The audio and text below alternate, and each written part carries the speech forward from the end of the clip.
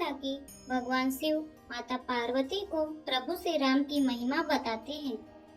फिर माता पार्वती ने पूछा कि श्री रामचंद्र जी ने मनुष्य का शरीर किस कारण से धारण किया।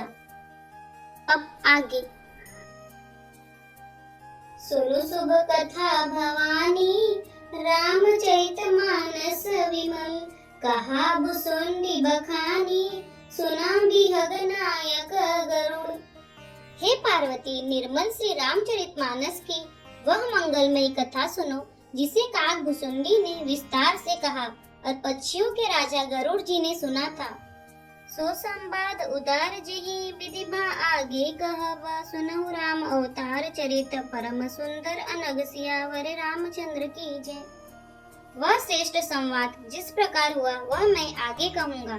अभी तुम श्री रामचंद्र जी के अवतार का परम सुंदर और पवित्र पाप नाशक चरित्र सुनो। हरि गुण नाम अपार, कथा रूप अगणित अमित, मेरी जमति अनुसार, कहा उमा सादर सुनहु। श्री हरि के गुण, नाम, कथा और रूप सभी अपार, अगणित और असीम है। फिर भी हे पार्वती, मैं अपनी बुद्धि के अनुसार कहता हूँ, तुम आदर पूर्वक सुनो।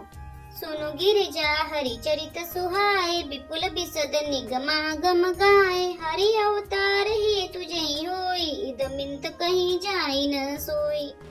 हे पार्वती सुनो, वेद शास्त्रों ने श्री हरि के सुंदर, विस्तृत और निर्मल चरित्रों का गान किया है। हरि का अवतार जिस कारण से होता है वह कारण बस यही है ऐसा नहीं कहा जा सकता। अनेकों कारण हो सकते हैं और ऐसे भी हो सकते हैं जिन्हें कोई नहीं जान सकता। राम अतर के बुद्धि मन बानी, मत हमार अस सुनहि सयानी, तदपि संत मुनि वेद पुराना, जस कछु कहाई स्वमति अनुमाना। हे सयानी सुनो, हमारा मत तो यह है कि बुद्धि, मन और वाणी से श्री रामचंद्र जी की तर्कना नहीं की जा सकती। तथापि संत, मुनि, वेद और पुराण अपनी अपनी बुद्धि के अनुसार जैसा कुछ कहते हैं तस्मै सुमुखी सुनावो तो ही, समुझ परई जस कारण मोही, जब जब होई धर्म के हानि, भाड़हि असुर अधम अभिमानी। और जैसा कुछ मेरी समझ में आता है हे सुमुखी, वही कारण मैं तुमको सुनाता हूँ। जब जब धर्म का नाश होता है और नीच अभिमानी राक्षस बढ़ जाते हैं, रही अनीति जाई नहीं बरनी, सीधहि विप्र धेनु सुर धरनी, तब तब प्रभु धरि विविध शरीरा, हरहि कृपा निधि सज्जन पीरा। और वे ऐसा अन्याय करते हैं कि जिसका वर्णन नहीं हो सकता, तथा ब्राह्मण, गौ, देवता और पृथ्वी कष्ट पाते हैं। तब तब वे कृपा निधान प्रभु भांति भांति के दिव्य शरीर धारण कर सज्जनों की पीड़ा हरते हैं। असुर मारि थापै सुरन राखै, निज श्रुति से तू जग विस्तार है, विसत जस राम जन्म कर हेतु, सियावर रामचंद्र की जय। वे असुरों को मारकर देवताओं को स्थापित करते हैं, अपने वेदों की मर्यादा की रक्षा करते हैं और जगत में अपना निर्मल यश फैलाते हैं। श्री रामचंद्र जी के अवतार का यह कारण है। सोई जस गाय भगत भव तरहि, कृपा सिंधु जनहित तनु धरहि, राम जन्म के हेतु अनेका, परम विचित्र एक ते एका। उसी यश को गा गा कर भक्त जन भवसागर से तर जाते हैं। कृपा सागर भगवान भक्तों के हित के लिए शरीर धारण करते हैं। श्री रामचंद्र जी के जन्म लेने के अनेक कारण हैं, जो एक से बढ़कर एक विचित्र हैं। जन्म एक दुई कहूँ बखानी, सावधान सुनो सुमति भवानी, द्वारपाल हरि के प्रिय दो, जय और विजय जान सबको। हे सुंदर बुद्धि वाली भवानी, मैं उनके दो एक जन्मों का विस्तार से वर्णन करता हूँ, तुम सावधान होकर सुनो। श्री हरि के जय और विजय दो प्यारे द्वारपाल हैं, जिनको सब कोई जानते हैं। विप्र श्राप ते धूनौ भाई, तामस असुर देह तिन पाई, कनक सीप और हाटक लोचन, जगत विधि बसुरपति मद मोचन। उन दोनों भाइयों ने ब्राह्मण सनकादि के श्राप से असुरों का तामसी शरीर पाया। एक का नाम था हिरण्यकशिपु और दूसरे का हिरण्याक्ष। ये देवराज इंद्र के गर्व को छुड़ाने वाले सारे जगत में प्रसिद्ध हुए। विजयी समर वीर विख्याता धरि बराह बपु एक निपाता होय नर हरि दूसर पुनि मारा जन प्रहलाद सुजस विस्तारा। वे युद्ध में विजय पाने वाले विख्यात वीर थे। इनमें से एक हिरण्याक्ष को भगवान ने वराह का शरीर धारण करके मारा। फिर दूसरे हिरण्यकशिपु का नरसिंह रूप धारण करके वध किया और अपने भक्त प्रहलाद का सुंदर यश फैलाया। भय निशाचर जाइते महावीर बलवान कुंभकर्ण रावण सुभट सुर विजयी जग जान सियावर रामचंद्र की जय। वे ही दोनों जाकर देवताओं को जीतने वाले बड़े योद्धा रावण और कुंभकर्ण नामक बड़े बलवान और महावीर राक्षस हुए, जिन्हें सारा जगत जानता है। मुकुटन भय हटे भगवाना तिनि जन्म द्विज बचन प्रवाना एक बार तिनके हित लागी धरे शरीर भगत अनुरागी। भगवान के द्वारा मारे जाने पर भी वे हिरण्याक्ष और हिरण्यकशिपु इसलिए मुक्त नहीं हुए कि ब्राह्मण के वचन का प्रमाण 3 जन्म के लिए था। अतः एक बार उनके कल्याण के लिए भक्त प्रेमी भगवान ने फिर अवतार लिया। कश्यप अदिति तहा पितु माता दशरथ कौशल्या विख्याता एक कल्प एहि विधि अवतारा चरित्र पवित्र के संसारा। वहाँ उस अवतार में कश्यप और अदिति उनके माता पिता हुए, जो दशरथ और कौशल्या के नाम से प्रसिद्ध थे। एक कल्प में इस प्रकार अवतार लेकर उन्होंने संसार में पवित्र लीलाएं की। एक कल्प सुर देखि दुखारे समर जलंधर सन सबहारे शंभु कीन संग्राम अपारा धनुज महाबल मरई न मारा।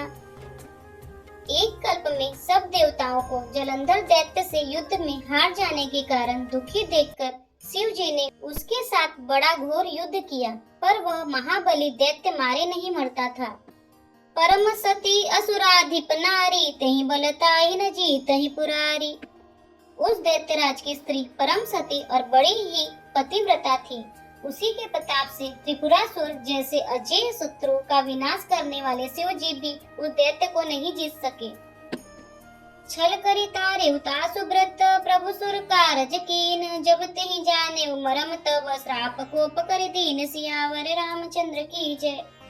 प्रभु ने छल से उस स्त्री का व्रत भंग कर देवताओं का काम किया। जब उस स्त्री ने यह भेद जाना तब उसने क्रोध करके भगवान को श्राप दे दिया। तासु श्राप हरि दीन प्रमाना कौतुक निधि कृपाल भगवाना तहाँ जलंधर रावण भयो रनहति राम परम पद दयौ। लीलाओं के भंडार कृपालु हरि ने उस स्त्री के शाप को प्रामाण्य दिया। वही जलंधर उस कल्प में रावण हुआ, जिसे श्री रामचंद्र जी ने युद्ध में मारकर परम पद दिया। एक जन्म कर कारण एहा जेहि लगी राम धरी नर देहा प्रति अवतार कथा प्रभु केरी सुनि मुनि बरनि कभी न घनेरी। एक जन्म का कारण यह था जिससे श्री रामचंद्र जी ने मनुष्य देह धारण किया। हे भरद्वाज मुनि, सुनो, प्रभु के प्रत्येक अवतार की कथा का कवियों ने नाना प्रकार से वर्णन किया है। नारद श्राप दीन एक बारा कलप एक तेहि लगी अवतारा गिरजा चकित भई सुनि बानी नारद विष्णु भगत पुनि ज्ञानी।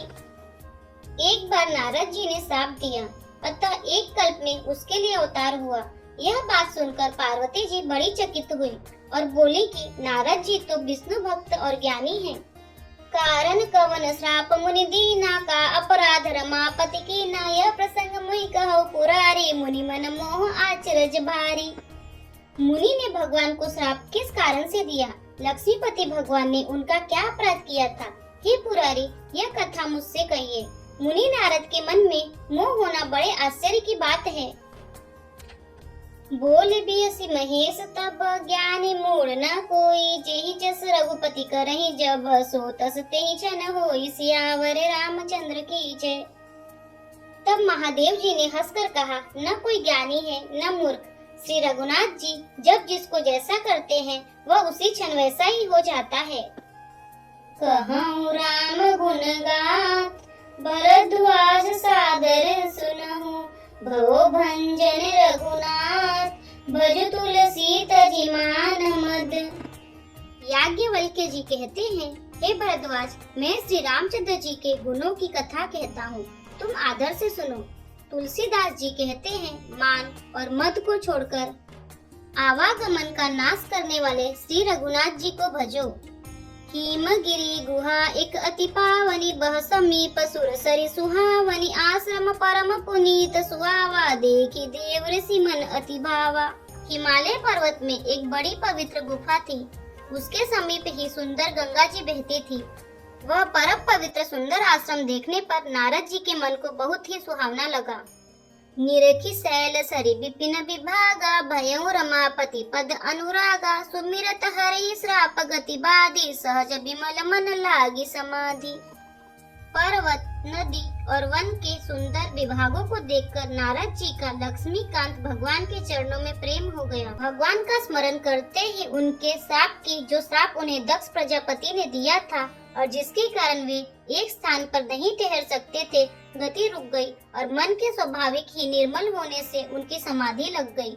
मुनि गति देखी सुरेश डेराना, काम ही बोली कि न सन्माना, सहित सहाय जाहु मम हेतु, चले हर सिंह जलचर केतु।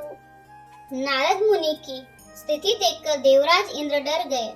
उसने कामदेव को बुलाकर उसका आदर सत्कार किया और कहा कि मेरे हित के लिए तुम अपने सहायकों सहित नारद की समाधि भंग करने को जाओ।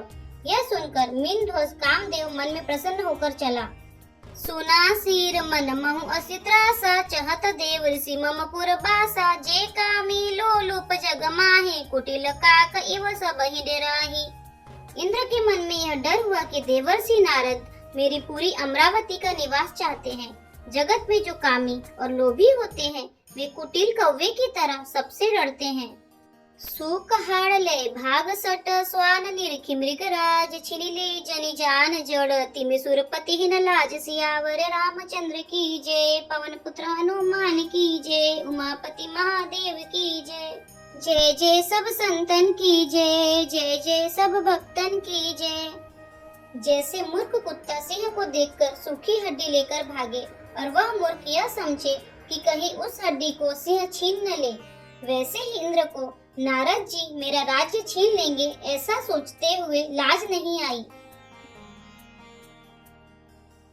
यदि आपको हमारे वीडियो पसंद आ रहे हैं तो वीडियो को लाइक करें, चैनल को सब्सक्राइब करें, कमेंट में जय श्री राम और हर हर महादेव अवश्य लिखें। जय श्री राम, हर हर महादेव।